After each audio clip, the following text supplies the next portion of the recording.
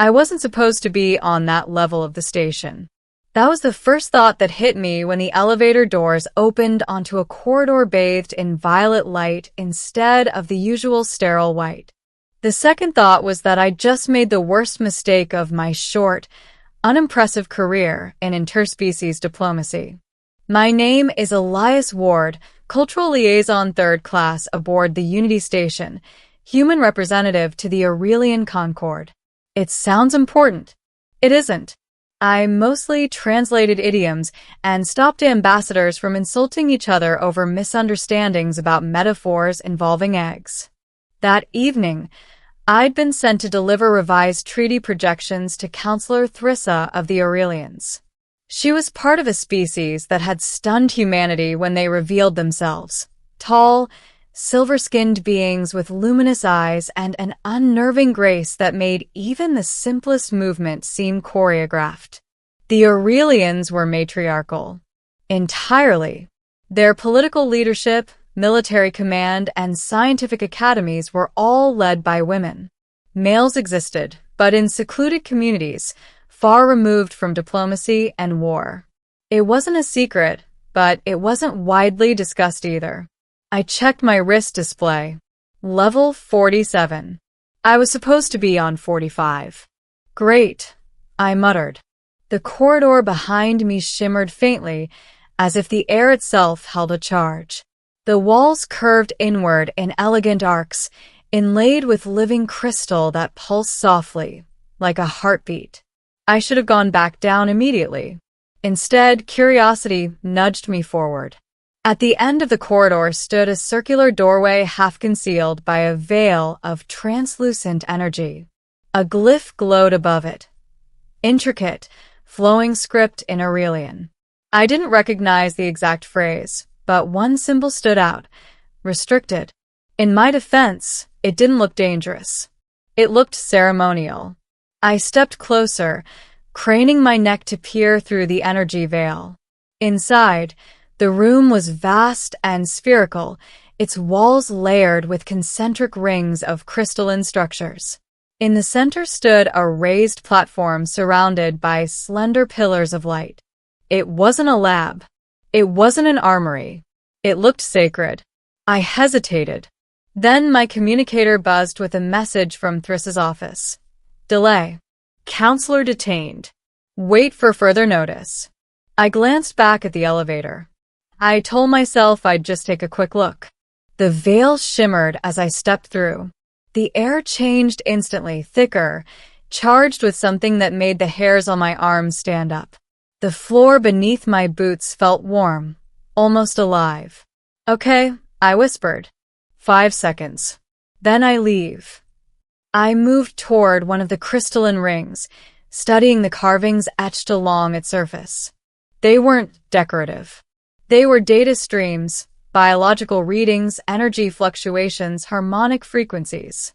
This wasn't a ceremonial chamber. It was a resonance chamber. And then the door sealed shut behind me. The sound wasn't loud. It was final.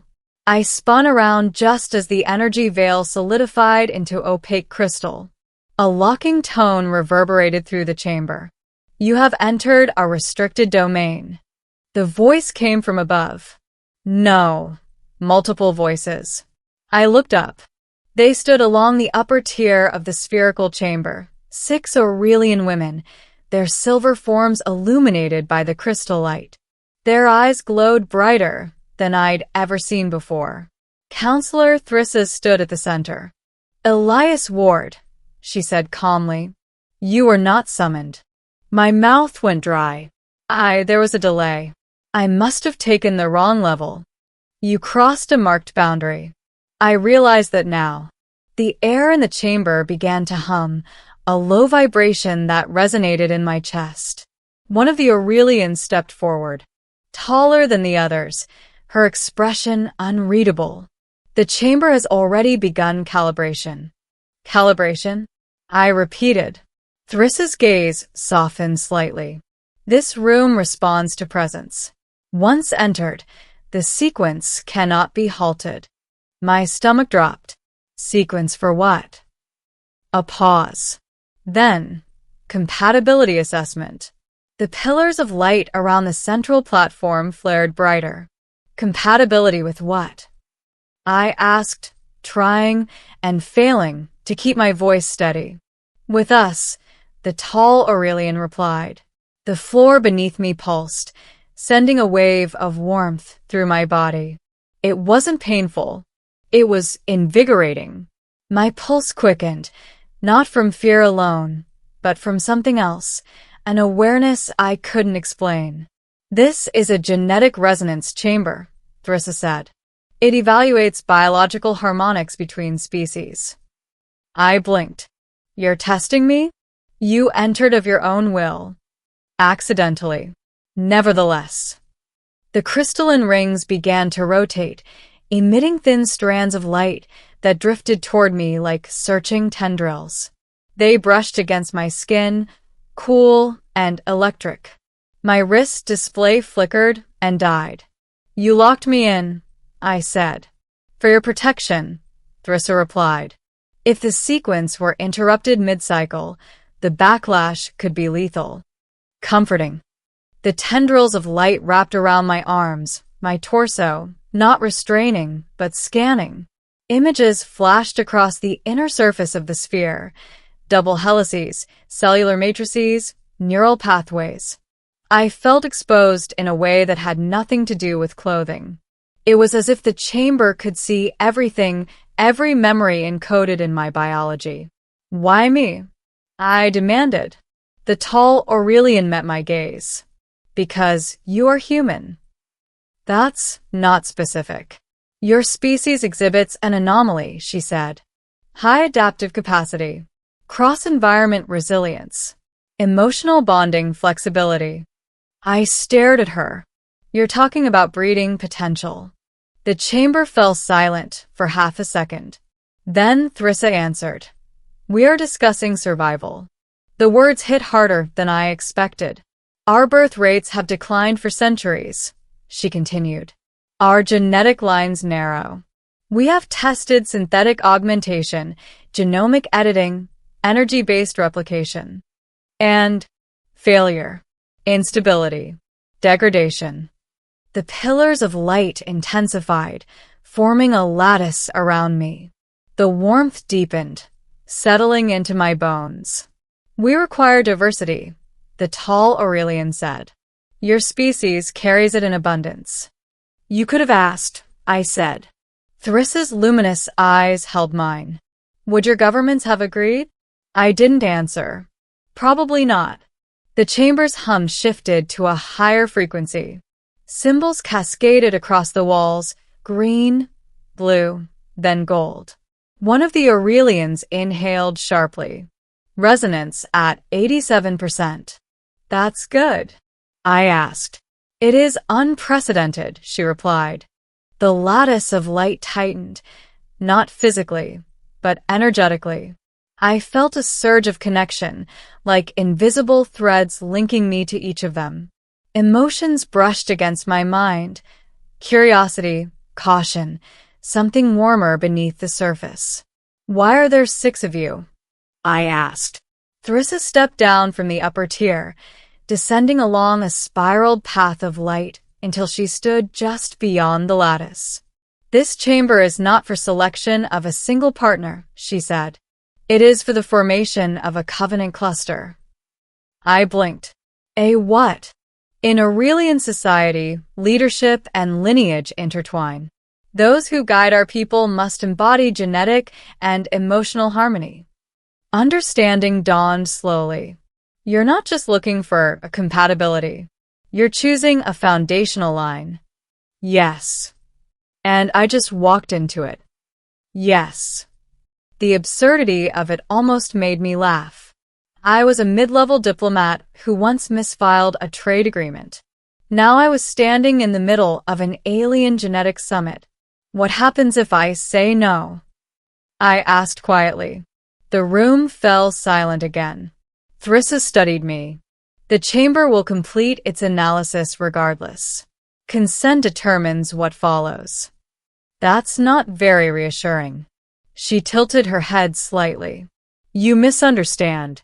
We do not compel union. We seek willing convergence. Without it, the data remains theoretical. The lattice flickered, responding to the tension in my thoughts. What does convergence actually mean? I pressed. The tall Aurelian stepped closer to the boundary of light. Her voice softened. It means shared legacy, shared governance, shared life. The weight of it settled over me. You're asking me to stay, I said. We are offering you a place within our future. A chime echoed through the chamber. The symbols on the walls shifted to a steady, radiant gold. Compatibility at 92%, one of them announced. Thrissa's eyes widened slightly, a rare crack in her composure. That is beyond optimal, she murmured. The lattice dissolved. I stumbled forward, catching myself before I fell. The air felt lighter, but my heart was racing. You locked the door, I said, looking up at them. That doesn't exactly scream voluntary. Thrissa gestured toward the entrance. The crystal barrier shimmered, and then became transparent. The corridor beyond lay open. You may leave, she said. Just like that. No guards. No restraints. No threats. The 6 of them stood in silence, luminous and imposing and strangely vulnerable. I thought about Earth, about bureaucratic committees and political posturing, about the fear that would ripple through human governments if this proposal became public. And I thought about the way the chamber had felt, not invasive but connective, as if something fundamental had aligned. What would my role be? I asked. Co-architect, Thrissa replied.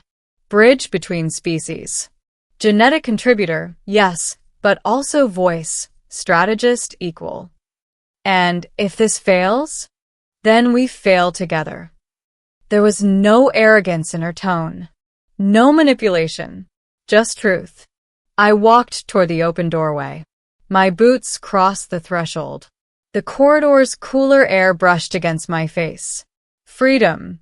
I stopped. Then I turned back. You said the sequence can't be halted once it begins, I said. That is correct.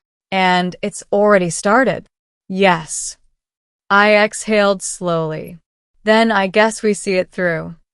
For the first time since I'd known her, Thrissa smiled. Not the polite diplomatic curve, but something genuine and radiant. The door sealed once more, but this time, I didn't feel trapped. 3 months later, Unity Station broadcast the announcement across both human and Aurelian networks. A joint initiative, a covenant cluster, a new era of cooperative evolution. There was outrage, of course, skepticism, conspiracy theories, but there was also hope. I stood beside Thrissa in the council sphere, no longer a restricted chamber, but a public hall of governance. The other 5 Aurelians stood with us, their presence no longer secret.